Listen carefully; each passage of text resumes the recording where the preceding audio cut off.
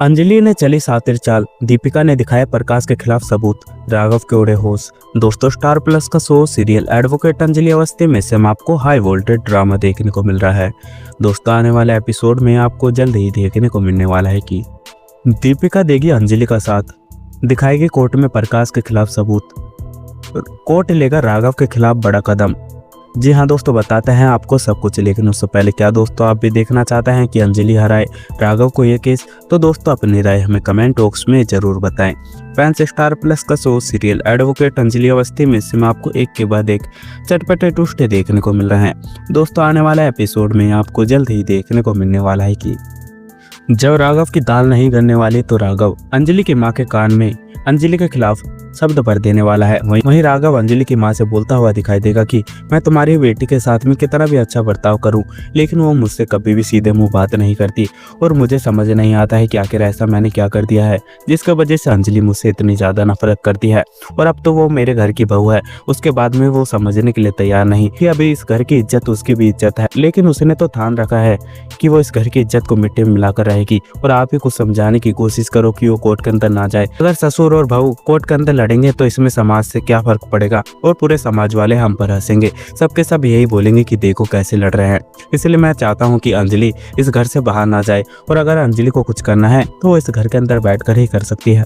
वो मेरा साथ भी तो दे सकती है केस लड़ने में, लेकिन उसे तो मेरे खिलाफ ही लड़ना है।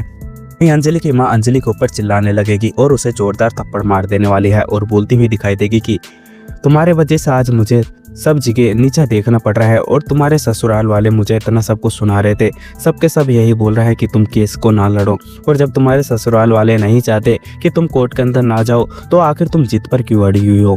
लेकिन अंजलि अपनी आई को बोलती हुई दिखाई देगी कि मैं कोर्ट के अंदर जाऊंगी और मैं सब केस लड़ूंगी जिसको मेरी जरूरत, और भले चाहे मेरा घर क्यों ना टूट जाए। जी हाँ दोस्तों, यह बात सुनने के बाद में अंजलि की आई अंजलि को जोरदार थप्पड़ मार देने वाली है और बोलती हुई दिखाई देगी कि अगर तुझे यही सब कुछ करना था तो अमन जी से शादी करने की क्या जरूरत थी? एक तो तूने अमन जी से हमें बिना बताए शादी कर ली, और जब तुमने उससे शादी कर लिया है तो उसके परिवार के रूल को तुझे मानना ही पड़ेगा। और अगर पूरे परिवार वाले यही चाहते हैं कि तू इस केस को ना लड़े तो इसका मतलब यह है कि तू इस केस को नहीं लड़ेगी, और हम भी यही चाहते हैं।